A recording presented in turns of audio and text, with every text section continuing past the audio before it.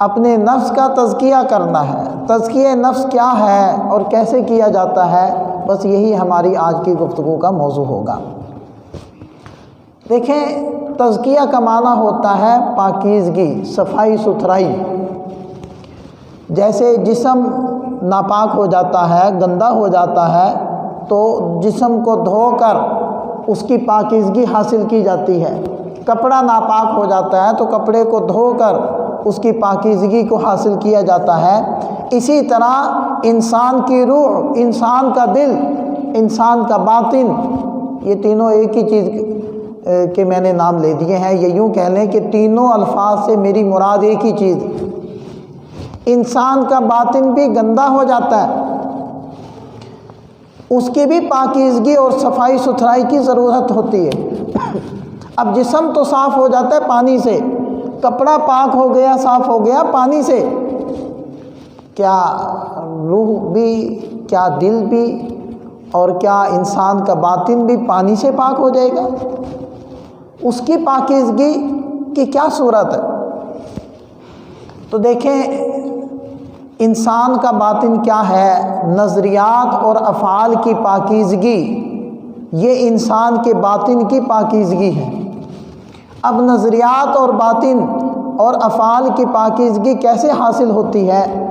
تو اس کے لیے کچھ تمہیدی گفتگو ہم کر لیتے ہیں کہ دیکھیں، انسان کے جسم میں دل ہے جو پوری جسم کی بقا کی بنیاد ہے، ظاہری اعتبار سے بھی باطنی اعتبار سے بھی۔ یعنی ظاہری اعتبار سے آپ دیکھیں تو دل جس کا دھڑک رہا ہے وہ زندہ ہے، اور 1 منٹ میں 72 مرتبہ دھڑک رہا ہے، پورے جسم کو 72 مرتبہ خون سپلائی کر رہا ہے، اور یہ واحد عضو ہے جو کسی لمحہ آرام نہیں کرتا، سوتا نہیں ہے۔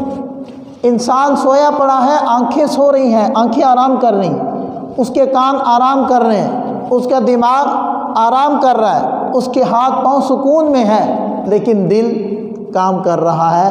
اور جس دن دل نے کام چھوڑ دیا اور دل سکون میں چلا گیا، دل آرام کرنے لگ گیا، پھر انسان کا کوئی عضو بھی جاگ نہیں پائے گا، وہ سارا ہی ہمیشہ کے لیے سو جائے گا۔ دل ہمیشہ کام کر رہا ہے۔ دل کی صحت انسان کے جسم کی صحت ہے۔ دل بیمار ہو جائے تو انسان کا مہنگا ترین علاج دل کا ہوتا ہے۔ ڈاکٹر ادویات تجویز کرتا ہے، یہ کھاؤ، یہ نہ کھاؤ، اتنے گھنٹے واک کرو، تب تمہارا دل ٹھیک رہے گا اور تب تم خود ٹھیک رہو گے۔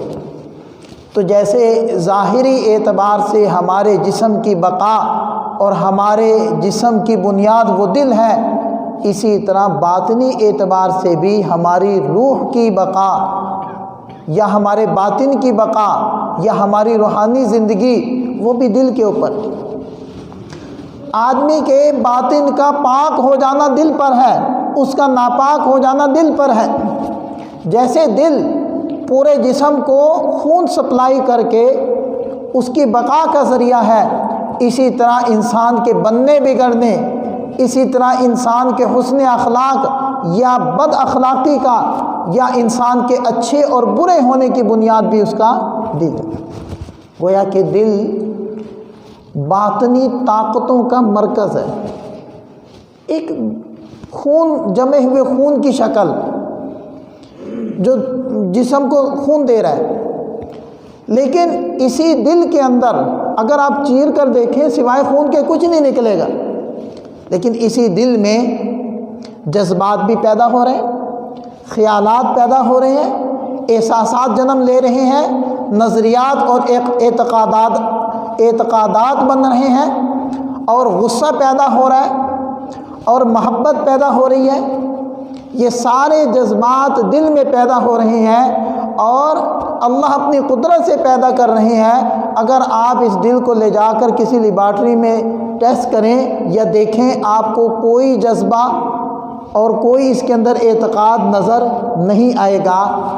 یہ یہ خفیہ طاقتیں ہیں، یہ مخفی طاقتیں ہیں، یہ اللہ تعالیٰ کی رکھی ہوئی وہ قوتیں ہیں جو انسان کا باطن کہلاتی ہیں، اور انسان کی افعال، اچھے افعال یا برے افعال، انسان کا اچھا اعتقاد برا اعتقاد، اس کا مرکز اور منبع یہ دل ہے۔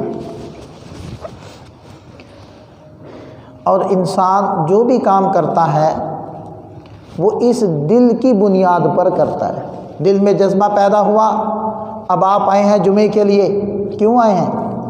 دل میں جذبہ پیدا ہوا نیکی کا، میں نے جمعہ پڑھنا ہے، جمعے کے لیے تیاری کی، تیار ہو کر آپ مسجد کی طرف آ گئے، آپ کے دل میں خیال پیدا ہوا، اسی خیال نے دماغ کو قائل کیا، اسی دماغ نے ہاتھوں کو حکم دیا، ہاتھ ہلنے لگے، اسی دماغ نے پاؤں کو حرکت پر مجبور کیا، اور یہ پاؤں چلتے ہوئے پورے جسم کو لے کر مسجد میں آ گئے۔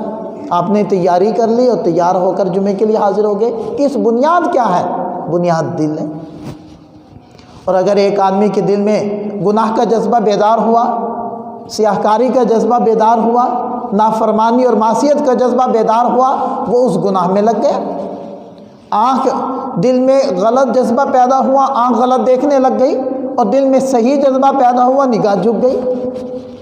آنکھ میں دل میں غلط جذبہ پیدا ہوا، ہاتھ غلط تولنے لگ گئے، غلط کام کرنے لگ گئے، اور اگر دل میں صحیح جذبہ پیدا ہوا تو ہاتھ بھی ٹھیک ہو گئے، صحیح تولنے لگ گئے، پورا تولنے لگ گئے، عیب دکھانے لگ گئے، نہ کہ عیب چھپانے لگ گئے۔ گویا کہ انسان کے جسم کی جو بھی حرکت ہے، زبان بولتی ہے جو دل میں آئے، اچھا آئے اچھا بولتی ہے، برا آئے تو برا بولتی، ہاتھ وہ کرتے ہیں جو دل میں آئے، اور پاؤں وہ کرتے ہیں جو دل میں آئے۔ اسی کو حضور نبی کریم صلی اللہ علیہ وسلم نے ارشاد فرمایا کہ الا ان فی الجسد مضغۃ، دھیان سے سنو، انسان کے دل میں ایک گوشت کا ٹکڑا، اذا صلحت صلح الجسد کلہ، جب وہ درست تو سارا جسم انسانی درست، وَإِذَا فَسَدَتْ فَسَدَ الْجَسَدُ كُلُّ، جب وہ بگڑ گیا، غلط کام کرنے لگ گیا، پورا جسم بگڑ جائے گا، ظاہری اعتبار سے بھی باطنی اعتبار سے بھی۔ الا وہی القلب، الا وہی القلب، الا وہی القلب، تکرار فرمایا۔ بات کی اہمیت کے پیش نظر اس بات کو دلوں میں بٹھانے کے لیے اور دماغ میں سرایت کرنے کے لیے، دھیان سے سنو، دھیان سے سنو، دھیان سے سنو، وہ دل ہے، وہ دل ہے، وہ دل ہے۔ تو ظاہری جسم بھی ٹھیک اگر دل ٹھیک ہے، باطن بھی انسان کا ٹھیک اگر دل ٹھیک۔ دل کو ٹھیک کرنا ہے، دل کے اوپر کام کرنا ہے، دل کے اوپر محنت کرنی ہے، دل کے اعتقاد کے اوپر محنت کرنی ہے، دل کے نظریے کے اوپر محنت کرنی ہے، دل کے خیالات اور دل کے جذبات کے اوپر محنت کرنی، تو دل ٹھیک ہو جائے گا، پھر سارے اعضاء ٹھیک ہو جائیں گے۔ اب یہ جو دل کی پاکیزگی ہے اور دل کی درستگی ہے وہ کیسے پیدا ہوگی؟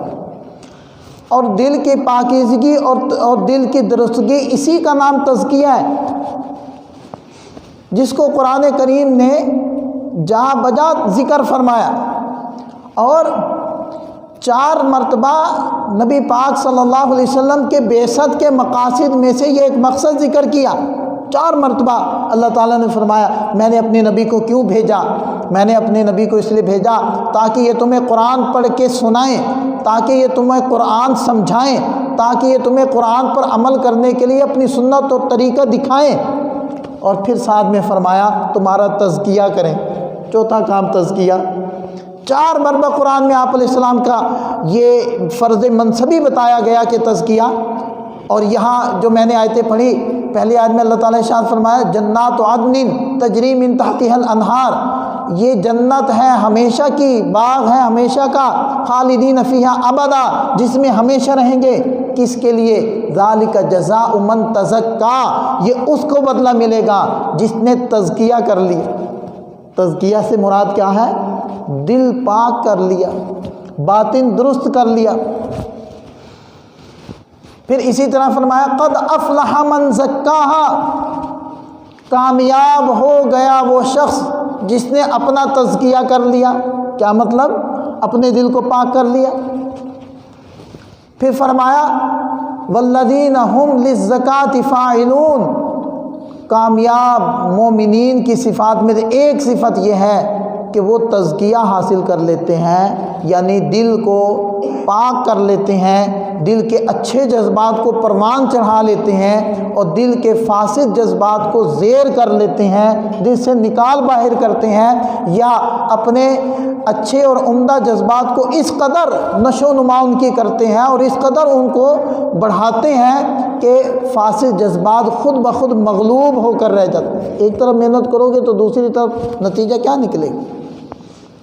فصلیں خوب اگیں گی تو غلہ جب آئے گا تو قلت ختم ہو جائے گی.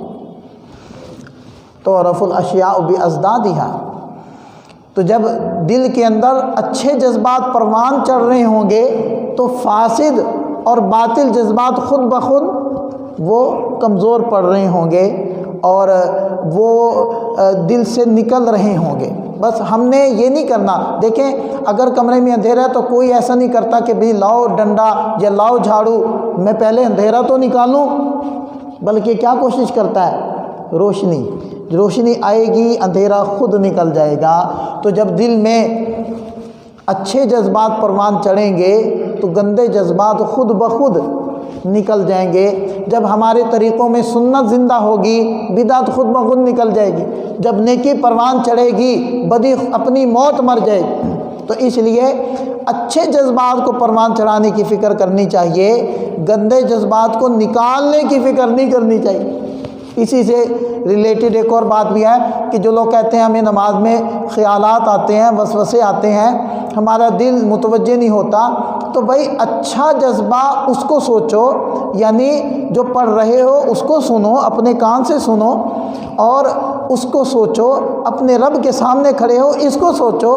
تمہیں فاسد جذبہ یا وسوسے کو نکالنے کی ضرورت نہیں ہے، اس کو ہٹانے کی ضرورت نہیں ہے. جو جذبہ پیدا ہونا چاہیے اس کو پیدا کرنے کی ضرورت ہے. جب وہ پیدا ہوگا تو وہ جو وسوسہ ہے خود بخود ختم ہو جائے. تو بہرحال تزکیہ کیا ہوا؟ تزکیہ کس کا نام ہے؟ تزکیہ دل کو پاک کر لینے کا نام ہے. تزکیہ دل میں خیر کے جذبات کو پروان چڑھانے کا نام ہے اور دل کو گندے اور باطل جذبات سے خالی کر لینا اور صاف کر لینا، اس کا نام تزکیہ ہے، جس کا بار بار اللہ تعالیٰ نے تذکرہ فرمایا. کیا نیت کرنی ہے کہ ہم نے تزکیہ نفس کرنا ہے اپنا.